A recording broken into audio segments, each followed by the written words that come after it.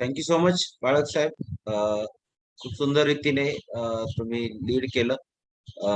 Brother तुषारने पण गीतामधून चालवलं, brother Milind यांनी स्तोत्रामधून चालवलं. याबद्दल आपणा सर्वांचे प्रभूमध्ये मी आभार मानतो.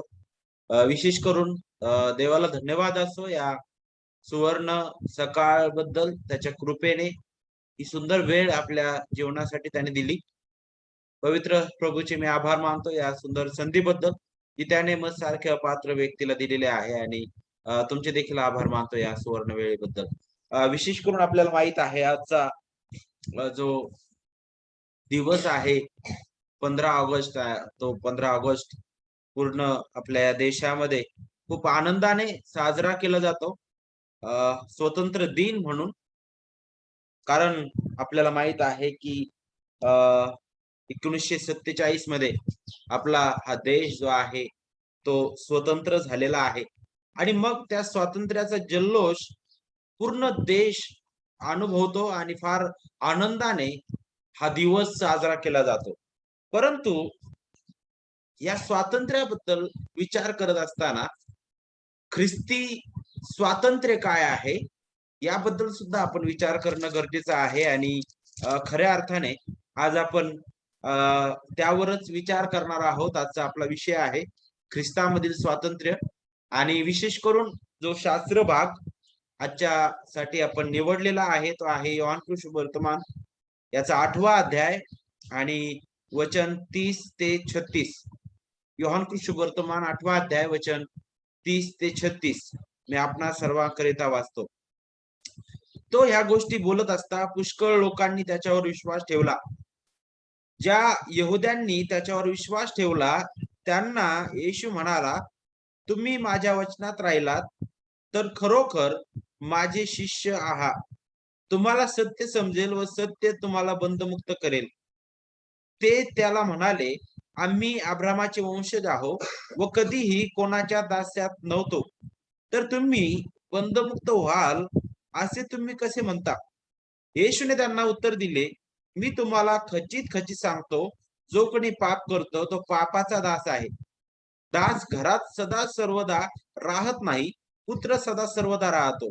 म्हणून जर पुत्र तुम्हाला बंधमुक्त करेल तर तुम्ही खरेखुरे बंधमुक्त व्हाल. आमेन. देवबाप करो हे वाचलेलं वचन आपल्या सर्वांच्या जीवनाकरिता आशीर्वादाचं करो. खरंच खूप सुंदर हे वचन आहे, जे आपल्याला खऱ्या अर्थाने ख्रिस्तामधील स्वातंत्र्य काय आहे त्याच्याबद्दल आपल्याला मार्गदर्शन करेल. ज्यावेळेस आपण हा जो विषय आपण आज अभ्यासणार आहोत, त्या विषयाअंतर्गत आपण 5 महत्वाची सत्य आपण पाहणार आहोत. त्यामधील पहिलं सत्य आपण पाहणार आहोत ख्रिस्त विरहित गुलामगिरी. त्यानंतर आपण पाहणार आहोत ख्रिस्तामधील स्वातंत्र्याचं साधन. त्यानंतर आपण शिकणार आहोत ख्रिस्तामधील स्वातंत्र्याचे आशीर्वाद. त्यानंतर आपण पाहणार आहोत ख्रिस्तामधील स्वातंत्र्याचा उपभोग. आणि शेवटी आपण पाहणार आहोत ख्रिस्तामधील स्वातंत्र्याची ध्येय. आता विशेष करून ज्यावेळेस आपण स्वातंत्र्याबद्दल विचार करतो तर प्रत्येकालाच वेगवेगळ्या प्रकारे स्वातंत्र्याची गरज असते. जर तुम्ही एखाद्या आरोप्याकडे जाऊन त्याला विचारलं की भाऊ तुझी गरज काय आहे, तर तो आरोपी हेच म्हणेल की मला लवकर जेलमधून सुटका व्हावी ही आज माझी गरज आहे, माझी इच्छा आहे. तुम्ही एखाद्या कर्जबाजारी व्यक्तीकडे गेले आणि त्याला म्हणाले की तुझी इच्छा काय आहे, तो म्हणेल की मला या कर्जबाजारीपणातून बाहेर निघावं ही माझी इच्छा आहे. तुम्ही एखाद्या कामगाराकडे गेले आणि त्याला विचारलं तर तो म्हणेल की हा मला या कामापासून सुट्टी हवी. तुम्ही शाळकरी लेकरांकडे गेले आणि त्यांना विचारलं की लेकरांनो तुम्हाला काय वाटतं, तर लेकर सुद्धा म्हणतील की आम्हाला शाळेतून सुट्टी मिळावी, कारण सुट्टी मिळाल्यानंतर लेकर फार आनंदाने मग नाही का नाचतात, बागडतात आणि मग घरी येतात. का बरं? ते सुट्टीची वाट पाहतात. तरुणांबद्दल आपण विचार केला तर तरुणांसाठी स्वातंत्र्य काय आहे? तरुणांसाठी स्वातंत्र्य म्हणजे त्यांच्या स्वतःच्या मौज मजा करणं, त्यांना सर्व गोष्टीसाठी परमिशन देणं. त्यांची इच्छा असते की आई वडिलांनी आम्हाला रोखूच नाही, आम्हाला वाटेल ते आम्ही करावं आणि आम्हाला पूर्ण मोकळीकता मिळावी.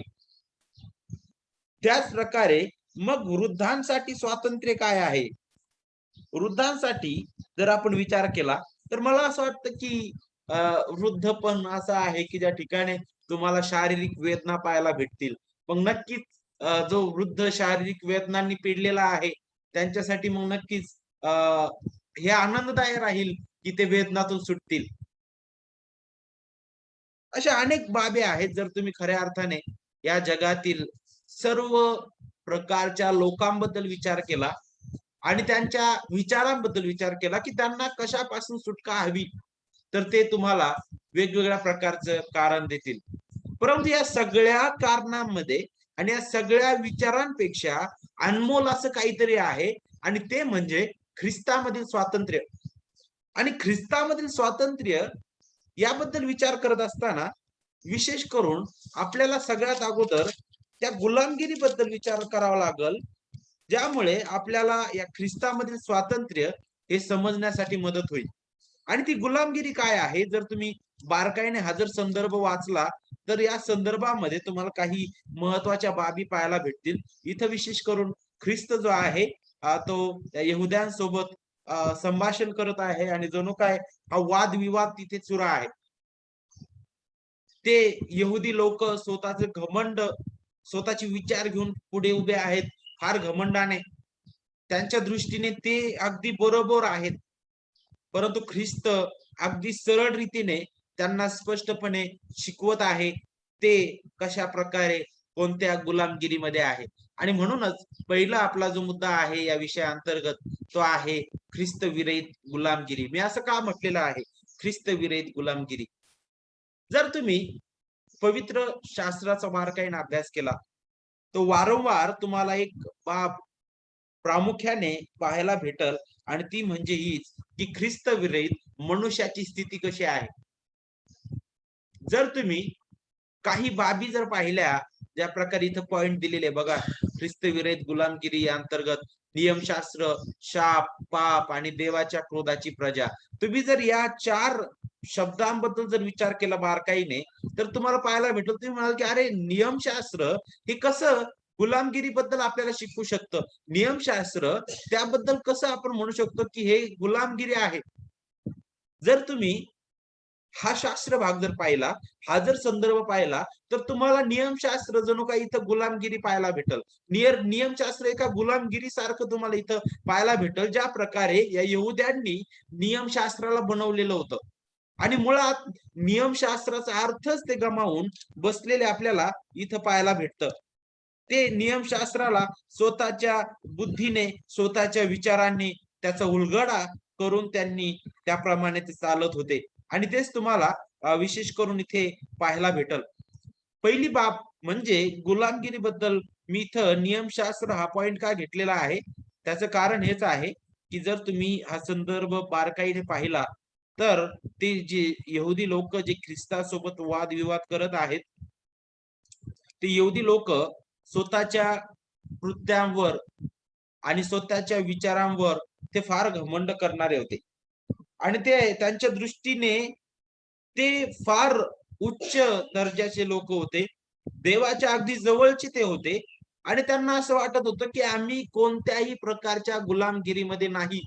परंतु मुळात नियमशास्त्र ज्या प्रकारे त्यांनी त्याचा उलगडा दिलेला होता, ज्या प्रकारे त्यांनी ते स्पष्ट केलेलं होतं, त्यावरूनच ते स्पष्ट होतं की ते स्वतः गुलामगिरीमध्ये होते. कशा प्रकारे? जर तुम्ही इथं पाहिलं वचन 32 मध्ये ज्यावेळेस ख्रिस्त त्यांना म्हणतोय की तुम्हाला सत्य समजेल, सत्य तुम्हाला बंधमुक्त करेल, त्यावेळेस ख्रिस्त हे त्यांना स्पष्ट करत आहे की तुमच्या दृष्टीने जरी तुम्हाला असं वाटत असेल की आम्ही कोणत्याही प्रकारच्या गुलामगिरीमध्ये नाही, तरीही तुम्ही सत्यापासून दुरावलेले आहात. सत्य पासून दुरावलेले आहात आणि म्हणूनच तुम्ही गुलामगिरीमध्ये आहात. आणि म्हणून तुम्हाला सत्य समजणं गरजेचं आहे. तेच तुम्हाला बंधमुक्त करेल. हे सत्य काय आहे? जे बंधमुक्त करणार आहे. मग हे बंधमुक्त होणं म्हणजे नेमकं काय आहे? आणि जर तुम्ही ह्या काही वचन पाहिले आणि तुम्ही बारकाईने लक्ष दिलं तर पहा, जर तुम्ही वचन 30 वाचलं तर इथं तुम्हाला पाहायला भेटल योहान 8 आणि वचन 30 पहा. तो ह्या गोष्टी बोलत असता पुष्कळ लोकांनी त्याच्यावर विश्वास ठेवला. आता योहान जो आहे तो इथं त्या यहुद्यांबद्दल विचार करत आहे. त्या यहुद्यांबद्दल इथे लिहित आहे ज्यांनी ख्रिस्तावर विश्वास ठेवलेला आहे. परंतु पुढे ज्यावेळेस ख्रिस्त त्यांना बंधमुक्ततेबद्दल शिकवत आहे, सत्याबद्दल शिकवत आहे. त्याबद्दल ज्यावेळेस शिकवत असताना मात्र या लोक जे आहेत ते आता चुकीच्या प्रकारे तिथं त्याचा अर्थ लावून चुकीच्या प्रकारे ते पुढे बोलत आहेत. जर तुम्ही बारकाईने लक्ष दिलं तर इथं वचन 30 मध्ये तिथं सांगितलं की त्यांनी त्याच्यावर विश्वास ठेवला आणि मग तुम्ही वचन 31 मध्ये आले तर पहा वचन 31 आपल्याला स्पष्ट शिकवित की हा संदर्भ कुणामध्ये चालू आहे, कुणा बरोबर किंवा कुणाविषयी तो संदर्भ चालू आहे. वचन 31 सांगते पहा, ज्या यहुद्यांनी त्याच्यावर विश्वास ठेवला त्यांना येशू म्हणाला. त्यांच्यासोबत हा संदर्भ आणि हा वादविवाद सुरू आहे. आणि पहा तिथं काय सांगितलेलं आहे, वरती ख्रिस्त म्हणतो की तुम्ही माझ्या वचनात राहिलात तर खरोखर माझे शिष्य आहात. आणि वचन 32 मध्ये तो म्हणतो सत्य तुम्हाला समजेल व सत्य तुम्हाला बंधमुक्त करेल. तुम्ही जर या दोन वचनाचा बारकाईने विचार केला तर तुम्हाला हे पाहायला भेटल की ते यहुदी लोक यापासून दुरावलेले होते. ख्रिस्ताच्या वचनापासून ते दुरावलेले होते, त्या सत्यापासून ते दुरावलेले होते आणि म्हणूनच ख्रिस्त विरहित रीतीने ते गुलामगिरीमध्ये होते. आणि ती गुलामगिरी काय होती जर तुम्ही बारकाईने पाहिलं तर ख्रिस्तच पुढे त्याचा उलगडा देत आहे. बघा त्या यहुद्यांनी ज्यांनी ख्रिस्तावर विश्वास ठेवला होता तो विश्वास फक्त बाह्य रीतीवर तो अवलंबून होता. जर तुम्ही अध्याय 2 पाहिला, योहान अध्याय 2 आणि जर मला असं वाटतं वचन 23 जर तुम्ही पाहिलं तर तुम्हाला तिथं पाहायला भेटल अध्याय 2 आणि वचन 23 पहा. वलांडण्याच्या सणात यरुशलेम येथे असताना जी चिन्हे तो करीत होता ती पाहून पुष्कळांनी त्याच्या नावावर विश्वास ठेवला. आता हा जो गट आहे यहुद्यांचा ते जे त्याच्यावर विश्वास ठेवणारे होते काही गट ते त्याच्या चिन्ह पाहून काही त्यावर विश्वास ठेवणारे होते, काही त्याच्या शिक्षणावरून त्याच्यावर विश्वास ठेवणारे होते, तर काही खरे ख्रिस्ती खरे विश्वासणारे सुद्धा होते. परंतु या ठिकाणी ज्या गटाबद्दल बोललं जात आहे तो पूर्णपणे त्याला विरोध करणारा गट आपल्याला पाहायला भेटत आहे. तरी सुद्धा जरी त्याच्या त्या गटाबद्दल सांगितलं की ते त्याच्यावर विश्वास ठेवणारे होते तरी सुद्धा इथं म्हटलेलं आहे की ते त्याला विरोध करत आहेत पुढे जर तुम्ही पाहिलं तर. आणि ते कसा विरोध करत आहेत, ज्यावेळेस ख्रिस्त त्यांना म्हणत आहे की बंधमुक्त तुम्ही तुम्हाला बंधमुक्त करेल म्हणे सत्य, त्यावेळेस त्यांना जरा वाईट वाटलं. का बरं? कारण ते शारीरिक रीतीने भौतिक रीतीने तर त्यांना कोणी जखडलेलं नव्हतं, कोणती बेडी घातलेली नव्हती, कोणी त्यांना धरून ठेवलेलं नव्हतं नाही का. मग ते त्या दृष्टीने विचार करून कदाचित त्याला म्हणत आहे की आम्ही कुणाच्या दास्यात नव्हतो म्हणे आणि आम्ही अब्राहमाचे वंशज आहोत. तर हे दोन्ही बाजूने बोलत होते. एकीकडे की आम्ही भौतिक रीतीने पण कोणाच्या दास्यात नाही आणि आत्मिक रीतीने सुद्धा आम्ही फार देवाच्या जवळचे आहोत. का बरं? कारण आम्ही अब्राहमाचे वंशज आहोत. आणि मुळात त्यांचे हे विचारच त्यांना त्यांना गुलामगिरीमध्ये घेऊन जाणारे किंवा ती गुलामगिरी प्रगट करणारे होते. पहा त्यांचा विश्वास जो होता ख्रिस्तावर तो विश्वास जणू काय अंधविश्वास होता, तो खोटा विश्वास होता. तो विश्वास फक्त त्या दिसणाऱ्या भौतिक गोष्टींवरूनच त्यांनी ठेवलेला होता. तो विश्वास तारणदायी विश्वास नव्हता. आणि म्हणूनच वचन जर तुम्ही 34 पाहिलं तर तिथं पहा ख्रिस्त काय म्हणतो, येशूने त्यांना उत्तर दिले, मी तुम्हाला खचित खचित सांगतो जो कोणी पाप करतो तो पापाचा दास आहे. वचन 34 मध्ये आपल्याला पाहायला भेटतं की ती गुलामगिरी कशी होती, ते पापाचे दास होते. पुढे जर तुम्ही वचन 37 आणि 40 मध्ये जर आले तर वचन 37 मध्ये पहा तो म्हणतो तुम्ही अब्रामाचे वंशज आहात हे मला ठाऊक आहे, तरी तुम्हामध्ये माझ्या वचनाला जागा नाही, म्हणून तुम्ही मला जीवे मारावयास पाहता. आता वचन 37 जर तुम्ही पाहिलं तर ते अब्रामाचे वंशज नक्की शारीरिक रीतीने होते. परंतु इथं काय सांगितलंय, ख्रिस्त म्हणतो की तुम्हामध्ये माझ्या वचनाला जागा नाही आणि म्हणून तुम्ही मला जीवे मारावयास पाहता. ही दुसरं कारण आहे. ते ख्रिस्ताला मारण्यासाठी पाहत होते, त्याला शोधत होते. पुढची बाब वचन 42 मध्ये आपल्याला पाहायला भेटते वचन 42 आपल्याला शिकवित, येशूने त्यांना म्हटलं, देव जर तुमचा पिता असता तर तुम्ही माझ्यावर प्रीती केली असती, कारण मी देवापासून निघालो व आलो आहे. मी आपण होऊन आलो नाही, तर त्यानेच मला पाठविले. वचन 42 नुसार आपल्याला पाहायला भेटतं, जरी त्यांचे विचार होते की आम्ही तो स्वर्गीय पिता हा आमचा पिता आहे, कारण आम्ही अब्रामाचे वंशज आहोत, तरी सुद्धा ख्रिस्त म्हणतो नाही, तुमचा तो पिता नाही, कारण तुम्ही माझ्यापासून दुरावलेले आहात.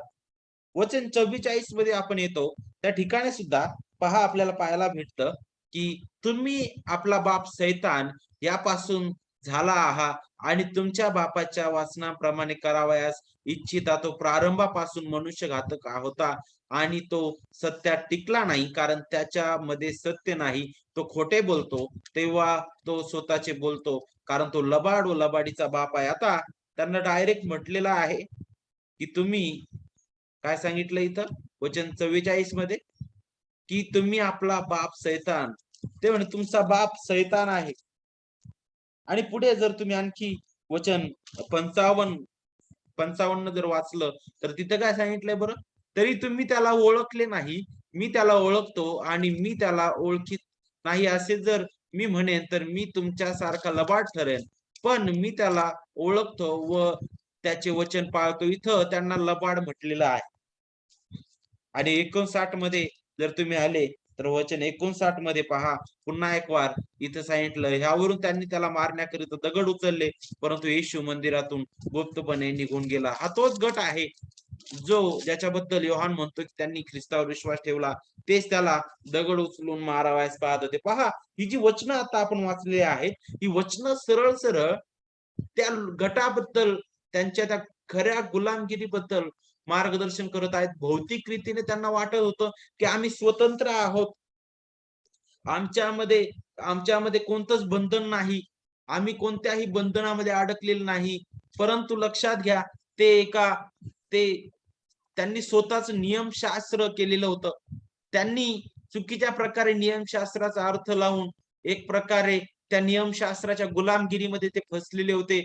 आणि मग त्याचा परिणाम हा झाला की मग त्या नियमशास्त्रा अधीन ते अशा प्रकारे फसल्यामुळे, पहा ते कशा प्रकारे फसले होते. नियमशास्त्राच्या अंतर्गत विधी, रूढी परंपरा, संप्रदाय या सगळ्यांना त्यांनी जणू काय इतकं डोक्यावर चढवलेलं होतं की तो प्रभू ज्याने नियमशास्त्र दिलेला आहे, जो नियमशास्त्राचा प्रभू आहे, जो अखिल विश्वाचा प्रभू आहे, तो त्यांच्या समोर असतानाही ते आंधळ्याप्रमाणे त्याकडे पाहून त्याकडे दुर्लक्ष करणारे होते. का बरं? कारण त्यांच्या दृष्टीने विधी, रूढी, परंपरा, संप्रदाय हे त्यांना सर्व गोष्टीमध्ये त्या जिवंत देवासमोर घेऊन जाणारे आहेत. स्वतःची कर्म, स्वतःची धार्मिकता, स्वतःचं नीतिमत्व त्यावर ते फार घमंड करणारे होते आणि हीच त्यांची पहिली गुलामगिरी होती. आणि मग त्याच्या अंतर्गत त्याचा परिणाम हा आहे की ते शापाधीन होते. आणि पुढची जर आपण पाहिली बाब, तर पहा सगळ्यात महत्वाची बाब म्हणजे ते त्या पापाचे गुलाम होते. ते आपल्या पापामध्ये मेलेले होते, ख्रिस्तापासून दुरावलेले असे होते. आणि जर तुम्ही नियमशास्त्राबद्दल विचार केला तर नियमशास्त्र तारण्यासाठी बिलकुल समर्थ नाही. ते आपल्याला तारण देण्यासाठी देवाने दिलेलं नव्हतं, तर तारणाऱ्याची गरज ते स्पष्ट करणार होतं. ते कसं स्पष्ट करत होतं? नियमशास्त्र आपल्याला त्या नीतिमान देवाबद्दल शिकवितं. देव कसा आहे? तो पवित्र आहे, तो नीतिमान आहे, तो ईर्ष्यावान देव आहे, तो पाप बिलकुल पाहू शकत नाही. तर नियमशास्त्र हे दाखवितं पाप काय आहे. सर्व मनुष्याने पाप केला आहे, ते देवाच्या गौरवाला उणे पडलेले आहे. हे नियमशास्त्र दाखवितं. तुम्ही बारकाईने जर नियमशास्त्राकडे पाहिलं तर तुम्हाला तुमची घाण दिसायला पाहिजे आणि देवाचं नीतिमत्व तुम्हाला जाणवायला पाहिजे. नियमशास्त्र हे यासाठी दिलेलं होतं देवाने की त्यांना तारणाऱ्याची गरज भासावी. परंतु हे जे यहुदी होते, त्यांना मुळात त्या नियमशास्त्रावरच ते इतके अवलंबून बसलेले होते की त्यांच्या दृष्टीने हे नियमशास्त्रच आम्हाला तारण देणारा आहे हेच आम्हाला समर्थ आहे, अशा प्रकारे घेऊन ते त्याच्यावर स्वतःचे नियम लादून, स्वतःचा कट्टरवादीपणा ते त्याच्यावर थोपून, स्वतःच्या इच्छेने वागून त्यांच्या दृष्टीने ती स्वधार्मिकता, स्वनीतिमत्वता त्यांना वाटत होतं, की वाव आम्ही देवाच्या अगदी जवळ जाऊ.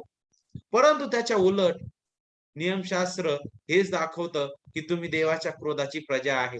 आणि पहा, ते जणू काय आत्मिक रीतीने आंधळे होते. आत्मिक रीतीने आंधळे होते. जरी त्यांनी ख्रिस्तावर विश्वास ठेवलेला होता, तरी त्यांचा तो विश्वास अंधविश्वास होता, खोटा विश्वास होता. आणि पहा, खोटा विश्वास स्वतःची गुलामगिरी कधीच दाखवत नाही किंवा कधीच खोटा विश्वास जो आहे, त्यामध्ये स्वतःची गुलामगिरी स्वतःला दिसणार नाही. हा विश्वास स्वतःच्या नीतिमत्वावर किंवा स्वधार्मिकतेवर आधारित आहे. तो केवळ ख्रिस्तावर नाही. हा विश्वास ते जरी ख्रिस्तावर विश्वास ठेवत होते, तरी त्यांना अधिक, अधिक दुसऱ्या गोष्टींची पण गरज होती. त्यांचा असा विश्वास होता, की नाही तो मसीहा आहे, परंतु त्याच्यासोबत आम्हाला जर स्वर्ग पाहिजे, तर आम्हाला नियमशास्त्रातील या गोष्टी, रूढी, परंपरा, संप्रदाय या सगळ्या गोष्टीचं पण पालन करणं गरजेचं आहे. आमच्यासाठी ख्रिस्त पुरेसा नाही. आणि खरं रीतीने हे त्यांचे विचारच त्यांना गुलामगिरीमध्ये घेऊन जाणारे होते. आणि म्हणूनच ख्रिस्त म्हणत आहे, तुम्हाला सत्य समजेल व सत्य तुम्हाला बंधमुक्त करेल. त्यांचा आंधळेपणा त्यांना पूर्णपणे विशेष करून त्यांना पूर्णपणे काय करत होता, स्वतःवर घमंड करायला शिकवत होता. आणि हीच त्यांची गुलामगिरी होती. आणि त्या स्थितीमध्येच ते फार घमंडाने ख्रिस्ताला बोलत आहे. आणि मग ज्यावेळेस ख्रिस्त त्यांना प्रत्युत्तर करत आहे, तर मग शेवटी ते ख्रिस्ताला मारू पाहत होते. पहा, ही गुलामगिरी जी आहे ख्रिस्त विरहित, ती जिवंत देवाच्या वचनाला विपरीत करणारे आहे. जिवंत देवाच्या वचनाचा विपर्यास करणारी ती आहे. देवाच्या शापाधीन करणारी ती आहे नियमशास्त्रानुसार. आणि त्या गुलामगिरीला आपण म्हणतो, की पापामध्ये ते मेलेले, फसलेले. आणि म्हणूनच ख्रिस्त म्हणतो, जर तुम्ही पुढील जर वचन वाचलं, की तिथं काय सांगितलेलं आहे, की जो कोणी पाप करतो तो पापाचा दास आहे म्हणे, वचन 34 मध्ये. त्यांना तो म्हणत आहे, की तुम्ही जरी या रूढी, परंपरा, संप्रदाय तुम्ही पाळतात, तुमच्या दृष्टीने जरी तुम्हाला वाटत असलं, की तुम्ही नियमशास्त्र काटेकोरपणे पाळतात, तरी सुद्धा तो म्हणतोय, की तुम्ही पापी आहात. पाप जो करतो तो पापाचा दास आहे. आणि वचन अगदी सरळ आहे, ते पापाचे दास होते. ख्रिस्तविरहित सर्व मानवाची स्थिती ही आहे. सर्व मनुष्याची स्थिती ही आहे, की तो पापाच्या दासत्वामध्ये आहे. त्याचा परिणाम काय आहे? ते पापाचं दासत्व त्याला नाशाकडे घेऊन जाणार आहे. देवाच्या क्रोधाची प्रजा म्हणून तो जगतो. तो कधीच त्या जीवनासाठी स्वतःहून पात्र नाही. तो देवाच्या नाशास, देवाकडून येणाऱ्या दंडास तो अगदी पात्र आहे. त्याचा नाश होणं अगत्याचं आहे सर्व मानवजातीचं, हे आपल्याला नियमशास्त्र अगदी स्पष्ट रीतीने शिकवितं. नियमशास्त्र आपल्याला हे शिकवितं, की आपण किती भयंकर आहोत, आपली लायकी काय आहे, आपली स्थिती काय आहे, सर्व मानवजात ती किती घाण आणि त्या त्या घाणेरड्या चिंधीप्रमाणे ते आहे. तर देव किती पवित्र आहे, तो किती नीतिमान आहे, ते दाखवितं. नियमशास्त्र आपल्याला नीतिमत्वाबद्दल शिकवितं. देव नीतिमान आहे, तुम्ही अनितिमान आहात. नियमशास्त्र आपल्याला हे शिकवितं, की तुम्ही स्वतःहून तारण प्राप्त करून घेण्यास लायकीचे नाही. तुम्हाला तारणाऱ्याची गरज आहे. आणि तो तारणारा केवळ आणि केवळ ख्रिस्त आहे. परंतु तरी सुद्धा हे जे यहुदी लोक होते, ते इतके त्या विश्वासामध्ये अंध होते, की ते ख्रिस्तालाच पाहू शकले नाही. आणि हीच ती गुलामगिरी होती. ते ख्रिस्तापासून कितीतरी दूर होते. कितीतरी दूर होते. आणि मग त्याचाच परिणाम इथं आपल्याला पाहायला भेटतो. मग जर ते ख्रिस्ताचा विरोध करत आहेत, तर मग इथं योहान जो आहे, तो असं का म्हणत आहे, की त्यांनी त्याच्यावर विश्वास ठेवला? वचन 31 मध्ये सुद्धा सांगितलंय, की त्या ज्या यहुद्यांनी त्याच्यावर विश्वास ठेवला, त्यांना येशू म्हणाला. मग हे त्याच्यावर जर विश्वास ठेवणार होते, तर मग त्यालाच विरोध का करत आहेत? तर याबद्दल बोलत असताना अनेक जे अभ्यासक आहेत ते अशा प्रकारे म्हणतात, त्यामधील काही अशा प्रकारे म्हणतात, की कदाचित हा जो गट बोलत आहे, नक्की ज्यांनी विश्वास ठेवला ते देखील लोक तिथे आहेत. परंतु त्यासोबतच ख्रिस्ताला विरोध करणारे सुद्धा इतरही लोक तिथे असावेत आणि कदाचित जे इथं विरोध करत आहेत ते ज्यांनी त्याच्यावर विश्वास ठेवला नाही असा गट असावा. अशा प्रकारचं देखील एक काही अभ्यासक म्हणतात. तर काही अभ्यासक म्हणतात, की कदाचित हे जे यहुदी आहेत, त्यांच्याबद्दल इथं बोललं जात आहे, की ज्यांनी विश्वास ठेवलेला आहे, तो विश्वास त्यांचा अंधविश्वास होता. त्यांचा विश्वास हा त्या तारणाऱ्या ख्रिस्तावर नव्हता, तर त्यांचा विश्वास हा फक्त चमत्कार करणाऱ्या ख्रिस्तावर, त्यांच्या हिशोबाने चालणाऱ्या, जो चिन्ह चमत्कार करेल, जो त्यांच्या हिशोबाने चालेल, अशा ख्रिस्तावर होता, अशा येशूवर होता. परंतु जो महान तारणारा आहे, जो आमच्याकरिता परिपूर्ण अर्पण आहे, जो पुरेसं अर्पण आहे, ज्याने आमच्या जागेवर नीतिमत्व पूर्ण केलं, नियमशास्त्र पूर्ण केलं, अशा ख्रिस्तावर त्यांचा विश्वास नव्हता. आणि म्हणूनच ते या प्रकारे त्या गुलामगिरीत होते. आणि मग अशीच गुलामगिरीमध्ये सर्व मानवजात आहे ख्रिस्तविरहित रीतीने आणि होती. मग यातून सुटण्यासाठी मार्ग काय आहे? आणि तो मार्ग ख्रिस्त स्वतः दाखवत आहे. आणि तो मार्ग आपल्याला पाहिजेल तर पहा, आपल्याला पुढचा जो मुद्दा आहे आपला, तो आपल्याला तो मार्ग स्पष्ट करेल. ख्रिस्तामधील स्वातंत्र्याचे साधन. मग खऱ्या अर्थाने ख्रिस्तविरहित मनुष्य जर या गुलामगिरीमध्ये फसलेला आहे, तर मग या गुलामगिरीतून बाहेर निघण्यासाठी साधन काय आहे? तर ते साधन जर आपण पाहिलं, तर त्याची सुरुवातच जर तुम्ही वचन 32 वाचलं तर पहा काय सांगितलंय? तुम्हाला सत्य समजेल व सत्य तुम्हाला बंधमुक्त करेल. समजेल या शब्दाकडे लक्ष द्या. समज जी आहे ती देवापासून येते. जर तुम्ही या यहुदी लोकांचा विचार केला, तर त्यांना ती समज नव्हती, ती ओळख नव्हती आणि म्हणूनच ते ख्रिस्ताचा सुद्धा विरोध करायला तयार होते. आणि म्हणूनच जर तुम्ही पाहिलं, तर ख्रिस्तामधील स्वातंत्र्याकरिता जे साधन आहे ते हेच आहे, ती म्हणजे कृपा. केवळ ती समज जी आहे ती केवळ देवाच्या कृपेने मिळते. आणि ती समज म्हणजे काय, की तो ख्रिस्त कोण आहे, त्याचं कार्य काय आहे, त्या ख्रिस्ताचं व्यक्तित्व, त्याची गुणवैशिष्ट्य, त्याचं अनमोल कार्य, ह्या सर्व बाबी आणि ख्रिस्ताचं ओळख आपण जे म्हणतो खऱ्या अर्थाने, ती समज केवळ देवाच्या कृपेने आहे. आणि ती कशा प्रकारे देव देतो बरं? त्याच्या महान सुवार्तेने. पवित्र आत्मा काय करतो? ती सुवार्ता समजण्याकरिता त्या एका पाप्याचे अंतःकरण तो उघडितो. आत्मिक रीतीने त्याला तो जिवंत करतो. त्याला त्या सुवार्तेच्या द्वारे तो नीतिमत्वाबद्दल खात्री करून देतो, की देव नीतिमान आहे, तू नाहीस. त्या नीतिमान देवासमोर उभं राहायचं आहे, तर तुला नीतिमत्वाची गरज आहे. तो पापाबद्दल त्या पाप्याला खात्री करून देतो त्या सुवार्तेद्वारे, की तू पापी आहेस, भयंकर पापी आहेस आणि म्हणून हे पाप घेऊन त्या जिवंत पवित्र देवासमोर तू बिलकुलच उभं राहण्यास पात्र नाहीस. तू देवाचे क्रोधाची प्रजा म्हणून आहेस. आणि तुला या सगळ्यातून वाचायचं आहे, तर तुला तारणाऱ्याची गरज आहे. तो न्यायाबद्दल त्याला खात्री करून देतो, की जर तू ख्रिस्ताकडे आला नाही, ख्रिस्तावर विश्वास ठेवला नाहीस, तर तुझा न्याय अटळ आहे आणि तुझा नाश अटळ आहे. आणि ती समज जी आहे पूर्णपणे देवाचं कार्य आहे.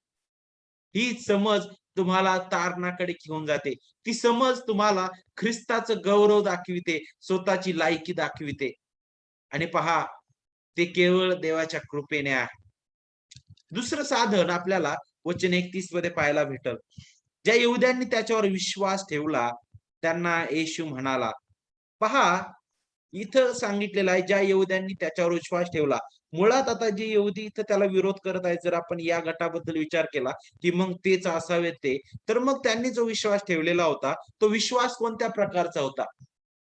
मुळात जर ख्रिस्तामधील स्वातंत्र्य आपल्याला उपभोगायचं आहे, तर ख्रिस्तामधील स्वातंत्र्य आपल्याला जर पाहायचं आहे, तर ते आपल्या स्वबळावर कुठेच अवलंबून नाही. मग इथं ज्यावेळेस म्हटलं यहूद्यांनी त्याच्यावर विश्वास ठेवला आणि जर त्यांचं जर वर्तन आपण पाहिलं, तर मला असं वाटतं त्यांचा जो विश्वास आहे, तो विश्वास अंधविश्वास होता. तो सर्व बाहेरील दिसणाऱ्या गोष्टीवरून ठेवण्यात आलेला विश्वास होता. तो विश्वास कदाचित त्यांचा स्वतःचा तो होता. पहा विश्वासाबद्दल विचार करत असताना एक अशा प्रकारचा विश्वास आहे जो ऐतिहासिक त्याला आपण म्हणतो. जो आपले आई-वडील जे करत आलेला आहे, ज्यापासून लेकरं ऐकतात, की हा माझे आई-वडील, आजी-पणजोबा याच ख्रिस्ताला मानत होते. त्यांच्या दृष्टीने ख्रिस्त हा प्रभू आहे. म्हणून मग लेकरं पण ख्रिस्त हा प्रभू आहे म्हणतात. मग तेच पुढं परंपरा लागून मग ते लेकरं सुद्धा परत म्हणतात, की हो आमचा पण विश्वास आहे ख्रिस्त हा प्रभू आहे. परंतु पहा हा विश्वास तुम्हाला तारणापर्यंत घेऊन जाणार नाही. तर हा विश्वास कुठेतरी तुम्हाला अंधविश्वासाकडे घेऊन जाणारा आहे. स्वतःच्या वर घमंड करावयास लावणारा आहे. मग याच्या उलट मग ख्रिस्तामधील स्वातंत्र्य मिळणारा किंवा स्वातंत्र्य देणारा विश्वास कोणता आहे? तो म्हणजे तारणदायी विश्वास आणि तो केवळ देवाद्वारेच आहे आणि तो विश्वास सुद्धा देवाचा आत्मा त्या पाप्याला पुरवितो. या सर्वांची खात्री दिल्यानंतर तो तारणदायी विश्वास त्याला देतो आणि त्याच विश्वासाने तो पापी म्हणतो, की ख्रिस्त हा प्रभू आहे. आणि तोच त्याला पश्चातापी हृदय देतो आणि तो पश्चाताप करतो पापी आणि पहा तो खरा पश्चाताप करून त्यावर विश्वास ठेवतो खऱ्याने आणि मग पहा तिसरी बाब म्हणजे कुणावर तो विश्वास ठेवतो? ख्रिस्तावर. केवळ ख्रिस्तावर. का बरं? कारण ते पूर्ण सत्य केवळ ख्रिस्त आहे आणि ख्रिस्ताद्वारेच आपल्याला मोकळीकता आहे. ख्रिस्ताद्वारेच आपल्याला स्वातंत्र्य आहे आणि मग ते स्वातंत्र्य काय आहे? पापापासून स्वातंत्र्य आहे. पहा आता ख्रिस्तामध्ये जे कोणी आहेत त्यांना पाप आणि मृत्यूच्या नियमापासून ख्रिस्ताने त्याच्या अनमोल कार्याने वाचवलेलं आहे. हे स्वातंत्र्य अशा प्रकारचं आहे, की आता आपण त्या जिवंत देवाच्या क्रोधाखाली नाही, तर आता आपण त्याची लेकरं झालेलो आहोत. आता आपण त्या ख्रिस्तामध्ये त्या स्वर्गाचे वाटेकरी आपण आहोत. आणि हे केवळ कृपेने आहे, केवळ विश्वासाच्या द्वारे आहे आणि केवळ विश्वास तारणाऱ्या ख्रिस्तावरच आहे. आणि पहा हे 3 महत्त्वाच्या बाबी आपल्याला समजणं गरजेचं आहे. ख्रिस्तामधील स्वातंत्र्याचे साधन कृपा, तारणदायी विश्वास आणि ख्रिस्त. ख्रिस्त, केवळ ख्रिस्त आणि आपल्याला तेच आपल्याला शिकवितं, की ख्रिस्त आपल्याला स्वतंत्र करतो, परंतु यामध्ये पूर्णपणे देव कार्यरत आहे. आणि पहा मग आता हे स्वातंत्र्य जे मिळालेलं आहे, तर मग त्या स्वातंत्र्याअंतर्गत मिळालेले आशीर्वाद कोणते आहेत? तर त्या स्वातंत्र्याअंतर्गत मिळालेला आशीर्वाद पहा. पहिला आशीर्वाद हा आहे, की आपण आता देवाच्या क्रोधाची प्रजा नाही. आपण देवाच्या क्रोधापासून सुटलेलो आहोत. कारण तो क्रोध पूर्णपणे ख्रिस्ताने त्या वधस्तंभावर शमविलेला आहे. बघा वचन 32 सांगतं, तुम्हाला सत्य समजेल व सत्य तुम्हाला बंधमुक्त करेल. सर्व पापाच्या परिणामापासून ख्रिस्तविरहित रीतीने सर्वच मानवजात त्या पापामध्येच जन्मास येतो आणि पापामध्येच आपले जीवन जगतो. परंतु पहा ख्रिस्ताच्या अनमोल कार्याद्वारे ज्याच्यावर देवबापाने दया केलेली आहे, ज्यांना निवडलेलं आहे, त्या सुवार्तेने तो त्यांना त्याच्या कृपेने तारतो. अशी लोक त्या पापाच्या गुलामगिरीतून वाचतात, त्या पापाद्वारे येणाऱ्या दंडापासून वाचतात आणि पहा सार्वकालिकतेकरिता त्या सार्वकालिक जीवनाकरिता ते वाचतात. पहा पुढचा आशीर्वाद हा आहे, की आता आपण दास नाही. जर तुम्ही इथं काही वचन वाचले, तर इथं पहा काय सांगितलेलं आहे, जो कोणी पाप करतो वचन 34 मध्ये, तो पापाचा दास आहे. दास घरात सर्वदा राहत नाही, पुत्र सदा सर्वदा राहतो. आता इथं असं का म्हणत आहे ख्रिस्त? पहा तो म्हणत आहे, इथं दास कोणाला म्हणत आहे? पापाचा दास म्हटलेला आहे. जे पापामध्ये आपले जीवन जगत आहेत. आणि मंडळीमध्ये सुद्धा तुम्हाला अशा प्रकारचे लोक पाहायला भेटतील, की ज्यांच्यासाठी पापच सर्व काही आहे. आणि पापामध्येच आपले जीवन ते जगत आहेत. आणि ख्रिस्त पुढे त्यांना म्हणतो की ते सैतानाची लेकरं आहेत. स्वर्गीय पिता त्यांचा पिता नाही. ते जरी शारीरिक रीतीने मंडळांमध्ये एकत्रित येत आहेत, परंतु ते ख्रिस्तापासून दुरावलेले आहेत. आणि पहा, दास जो आहे, जो विश्वासू नाही, जो पूर्णपणे धन्याच्या विरुद्ध वागणारा आहे, अशा दासाला धनी घरात ठेवणारच नाही. तशाच प्रकारे पहा, हे खऱ्या अर्थाने ज्या प्रकारे स्तोत्र मला असं वाटतं 1 मध्ये सांगितलेलं आहे, की जे दुष्ट आहेत ते नीतिमानाच्या मंडळीत उभे राहणार नाहीत. पापी त्यांच्या मंडळीत बसणार नाहीत. का बरं? कारण नीतिमानांचा मार्ग परमेश्वराला अवगत असतो, परंतु दुर्जनांचा मार्ग नष्ट होतो. हे वचन अगदी स्पष्ट आहे आणि तेच आपल्याला इथं सुद्धा पाहायला भेटतं, की ही जी लोक आहेत, जी खऱ्या रीतीने तारलेली नाहीत, परंतु मंडळांमध्ये आहेत, ते जादा काळ असणार नाहीत. नक्कीच भौतिक रीतीने ते आपल्याला दिसतील. जसं 5 शहाण्या आणि 5 मूर्ख कुमारीचा दृष्टांत जर तुम्ही पाहिला, तर त्या दोन्ही कुमाऱ्या ज्या आहेत, त्या 10ही कुमाऱ्या वाट पाहत आहेत. आणि पहा, शेवटी शहाण्या कुमाऱ्या ज्या आहेत, त्या वराला सामोरे जातात, परंतु मूर्ख कुमाऱ्या तिथंच राहतात. त्याच प्रकारे ही लोक आहेत, जे जरी मंडळीच्या सर्व कार्यामध्ये सहभागी झाले, जरी सर्व काही केलं, परंतु ते ख्रिस्तापासून दुरावलेले आहेत. ते खऱ्या अर्थाने त्यांना सत्य समजलेलं नाही. ते अजूनपर्यंत त्याच बंधनात आहेत. त्यांचा नाश अटळ आहे. भौतिक रीतीने जरी ते मंडळीमध्ये दिसत असले, तरी पहा, भविष्यात ते ख्रिस्तासोबत, इतर त्याच्या संत गणांसोबत ते असणार नाहीत. कारण हे सत्य केवळ त्याच्या कृपेनेच लाभतं. आणि पहा, म्हणूनच इथं काय सांगितलेलं आहे, आता आपण दास नाही तर पुत्र आहोत. मग ते पुत्र कसे? दत्तक पुत्र आहोत ख्रिस्तामध्ये. ख्रिस्त हा असं पुत्र आहे, त्या जिवंत देवाचा एकुलता एक, जो सुरुवात नाही आणि ज्याला अंतही नाही, जो सर्व त्या इस्टेटीचा, सर्व त्या सर्वस्वाचा तो अधिकारी आहे. आणि त्या पुत्रामध्ये त्याच्या नीतिमत्वाद्वारे आणि त्याने मिळवलेल्या त्याने दिलेल्या त्या खंडणीद्वारे आपण मोलाने विकत घेतलेला आहोत. आपण दत्तक पुत्र म्हणून आहोत. आणि आता पहा, ख्रिस्तामध्ये आपण त्या दत्तक पुत्राचा आपल्याला मान लाभलेला आहे. आणि त्या दत्तक पुत्रामध्ये आपल्याला सर्व त्या ख्रिस्तासोबत आपण त्या स्वर्गाचे सहवारीच झालेलो आहोत. आणि सर्व रीतीने आपण त्या स्वर्गाचा आनंद घेतो. आणि हा आशीर्वाद आपल्याला लाभलेला आहे. पुढचा आशीर्वाद, आपण खऱ्या अर्थाने जरी शारीरिक रीतीने अब्राहामाचे संतान नसलो, तरी ख्रिस्तामध्ये विश्वासाने आपण आत्मिक रीतीने खऱ्या अर्थाने त्या अब्राहामाची संतान आहोत.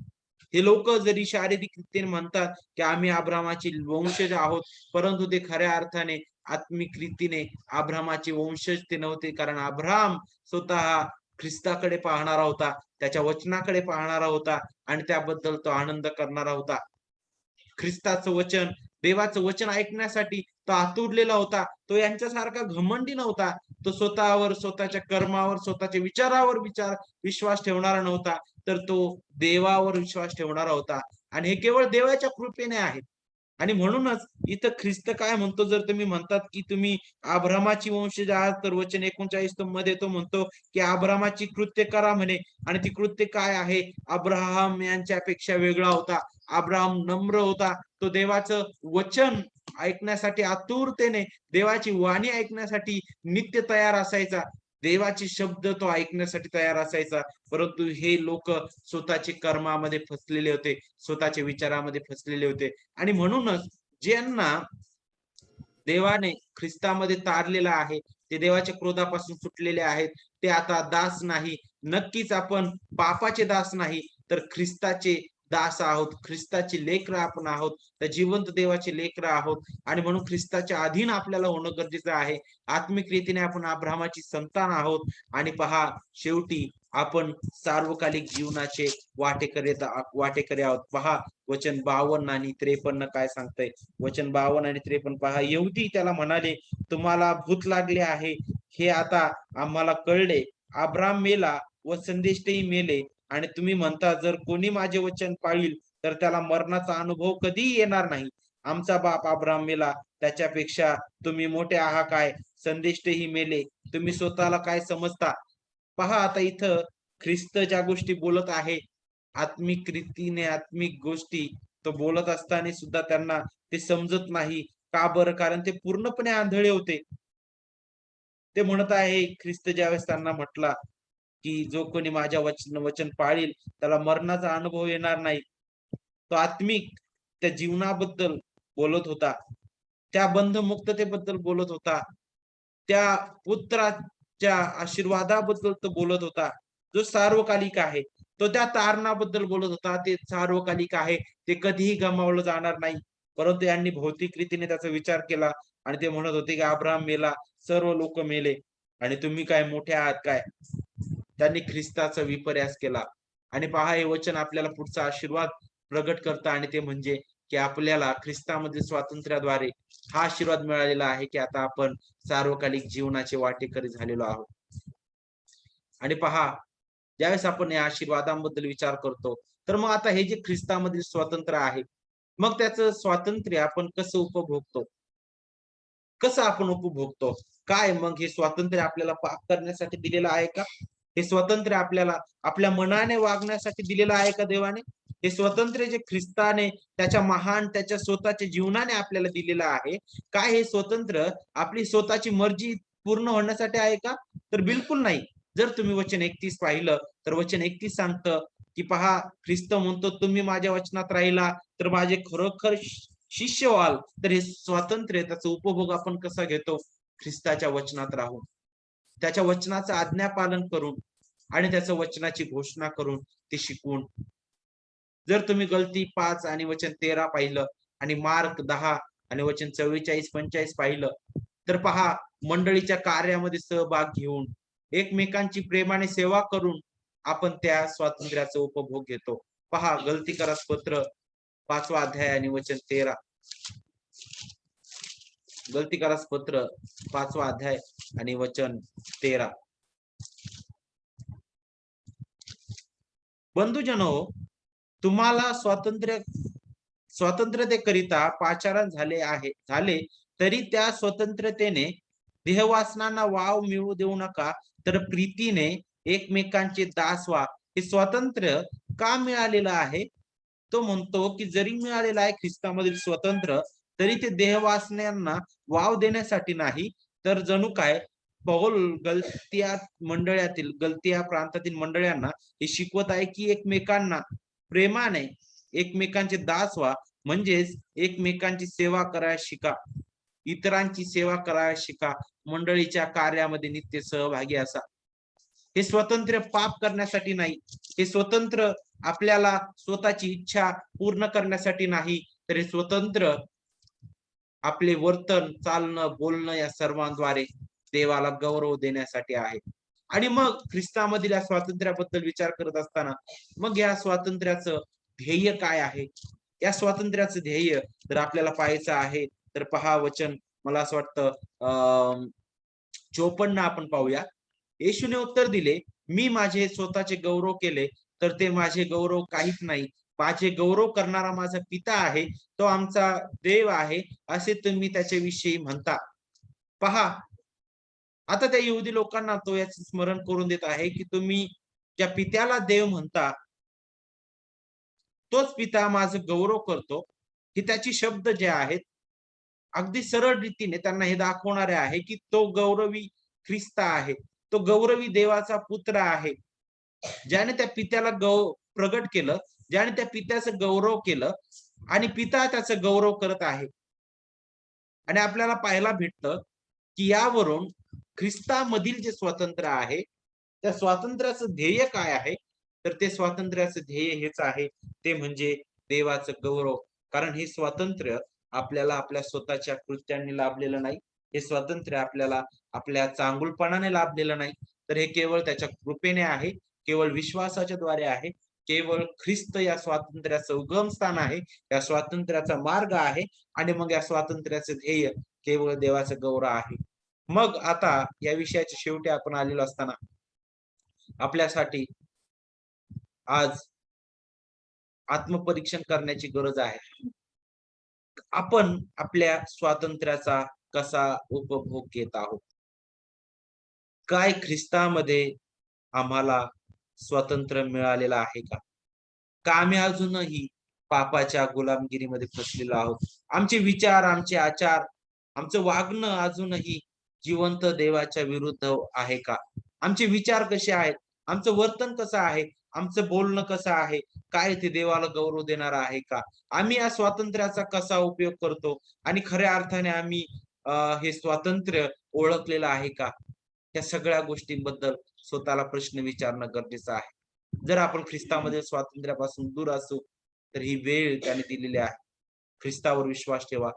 त्याला आपला तारणारा प्रभू म्हणून स्वीकारा. कारण तोच केवळ या स्वातंत्र्याचा मार्ग आहे. हे स्वातंत्र्य आपल्याला पाप करण्यासाठी नाही, तर हे स्वातंत्र्य ख्रिस्ताच्या गौरवासाठी आहे.